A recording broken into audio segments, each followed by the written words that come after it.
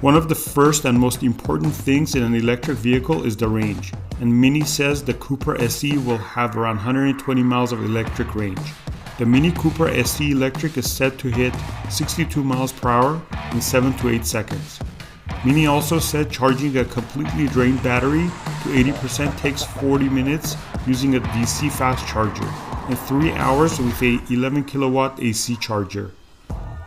The usable battery capacity is 29 kilowatts per hour, delivering similar real-world range to the BMW i3. The engine is also inherited from the i3S, so around 181 horsepower and 199 foot-pounds of torque, while the battery cells will be supplied by Chinese firm CATL.